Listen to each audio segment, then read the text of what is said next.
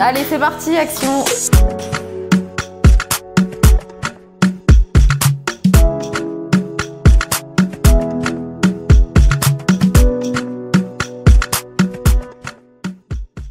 C'est une histoire, moi-même je ne me serais pas attendue. Hein.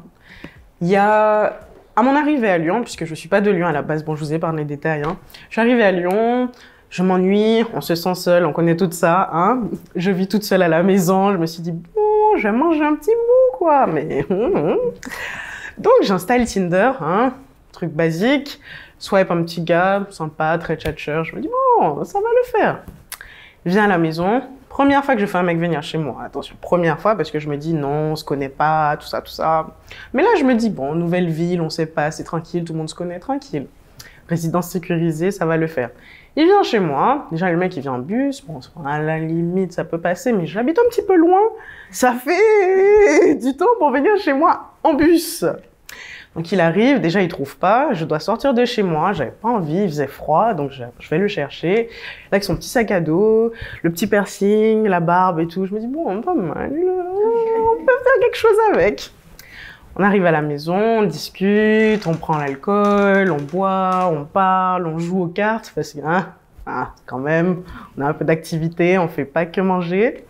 On arrive, on fait ce qu'on a à faire, ça finit, je vais en soirée avec lui. J'arrive en soirée, chez ses amis, je rencontre du monde et tout. Et là, l'une des filles me dit « Ouais, t'es arrivée avec lui ?» Je lui dis « Oui ». Elle me fait « Ah, d'accord. Tu sais que c'est un charreau ?» Je fais « Comment ça ?» Elle fait « Ah bah, il a essayé de toutes nous baiser, hein, l'une après l'autre. » Ok, d'accord. Donc moi je me dis c'est bon, je vais plus lui parler, c'est fini, tranquille. Moi je laisse le temps passer. 3 mois après, 3 semaines passent, 3 mois et 3 semaines à peu près. Moi j'avais oublié qu'il existait, j'avais oublié l'histoire du saint charreau. Il a essayé de niquer tout le monde et de toute façon, hein, je suis là pour manger, je suis pas là pour quand même mettre la bague au doigt parce que bien sûr, toujours célibataire entre temps. Hein. Et du coup, il m'envoie un message, je me dis « Ouais, tu fais quoi ce soir ?» Donc moi, je lui dis « Je suis au travail. » Il me fait « Ouais, je peux venir dormir chez toi ?» Donc moi, je me dis « Tu peux venir dormir chez moi. » Il me dit « Bon. » Je lui dis « Bah, je sais pas. Enfin, on n'a jamais dormi ensemble. J'ai un peu du mal à dormir avec quelqu'un que je connais pas. » Je me dis « Bon, c'est pas grave. Tu peux venir à la maison. » Il arrive chez moi. Et là, il commence à me sortir son histoire. Tous les deux. Ça se passe pas bien avec mes parents, je vis chez des potes, je change de maison toutes les semaines, c'est pour ça que je t'ai pas donné de nouvelles, mais maintenant je commence à avoir une stabilité, je vais bientôt prendre un appartement. Il commence à raconter sa vie, donc moi je me dis bon, tranquille, hein, je l'écoute, je suis là, je vais manger encore, en plus il fait des petits cuniques, ils ont pas mal du tout. Donc je dis ouais, je suis là, je suis dans le truc, je vis. Le lendemain matin, moi j'avais des copines qui venaient à la maison pour qu'on puisse travailler.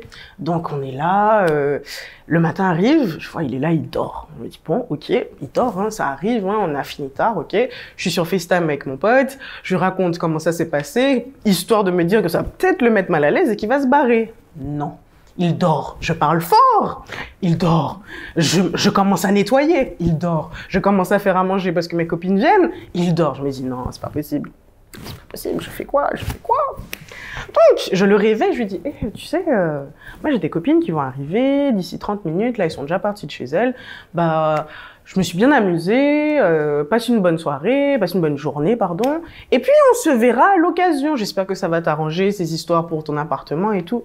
Il me fait, ouais, mais tu sais, hein, moi, ça me dérange pas de rester pendant qu'il y a tes copines. Pardon? Non mais, t'as pas compris en fait. Mes copines arrivent. Toi, tu pars. J'ai mangé, t'as mangé, bye bye. Je suis pas Airbnb, je suis pas... C'est tranquille. Non, il est là. Il me dit, bon, ben, je vais prendre une douche. Je me dis, bon, vas-y, va prendre une douche. Prends sa douche, sort de la douche. Il me fait, t'as fait quoi à manger? Non, en fait, mes copines viennent manger. Je t'ai fait à manger hier soir, tu m'as mangé hier soir, tu vas pas manger ce midi aussi. Enfin, on n'a qu'à se respecter un petit peu. Donc, commence à parler, je dis non, mais tu sais, mes copines, elles arrivent. Donc, moi, j'envoie des messages à mes copines, dépêchez-vous, dépêchez-vous, dépêchez-vous. Le mec Tinder veut pas partir. Donc, mes copines arrivent, elles arrivent, il est toujours là. Et il est là, il me fait, ouais, du coup, vous passez toute l'après-midi, vous allez sortir, parce que sinon, moi, je peux rester. peux rester où? Parce que là, ça ne va pas. Je dis non, mais en fait, on n'a pas ce genre de relation-là, on se connaît à peine, c'est la deuxième fois qu'on se voit, je peux pas, c'est bizarre. Il veut pas partir. Il veut pas partir. Le gars, mes copines sont là, le mec est là, il ne veut pas partir. Donc, bon, j'ai dû prendre le taureau par les cornes, j'ai fait, bon, ben, j'ai pris ses affaires, j'ai pris son petit sac à dos, le même que la première fois, j'ai pris son petit sac à dos, je le lui ai donné, je fais, bon, ben, tu passes une bonne journée, hein. Et là, il est parti. Pour moi, cette histoire, elle est passée, elle va finir, je ne vais plus jamais entendre parler de lui. J'ai mis le mec dehors quand même de chez moi. 1 ou 2 mois après, un jour, donc moi j'étais au téléphone, j'avais repris contact avec, bref, j'étais au téléphone, hein. J'entends, on sonne chez moi, mon frère il vient souvent chez moi et il parle pas, donc là il a sonné, moi j'étais au téléphone, j'ouvre l'interphone, sachant qu'il faut savoir que pour venir chez moi, il y a un premier code. Ensuite, il y a l'interphone pour monter chez moi. Et ensuite, j'habite au dernier.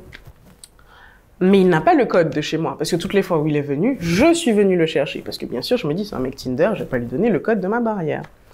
Donc, j'ouvre, j'entends Tototo à ma porte, je le vois. Je lui réponds plus sur Instagram, je l'ai ghosté depuis plus d'1 mois. Le mec, il est devant ma porte. Je suis là. J'ouvre, j'entrouvre. Je dis, mais tu fais quoi là?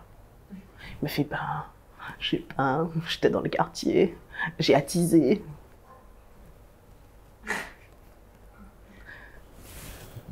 C'est bizarre. Il me dit, comment ça, c'est bizarre? Je dis, bah, déjà, t'es rentré comment? Il y a quelqu'un qui t'a ouvert? Il me dit, non, j'ai enjambé.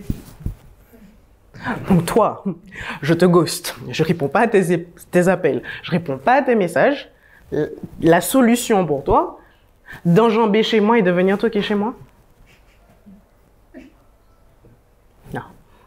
Non. Là, je me suis dit, mais ça, c'est même pas un red flag. Là, c'est même pas un problème. Là, il y a vraiment des psychopathes. Des psychopathes. J'ai fermé la porte derrière chez moi et j'ai suivi qu'il soit parti de la résidence avant de... Mais vous imaginez, vous vivez seul chez vous, un mec Tinder que vous n'avez pas vu depuis je sais pas combien de temps, arrive. Déjà, vous avez dû le mettre dehors la deuxième fois. Là, il revient. Comme si j'étais sa maman ou je sais pas, quelque chose, mais non, je me suis dit Tinder, plus jamais, jusqu'à 2 ans après.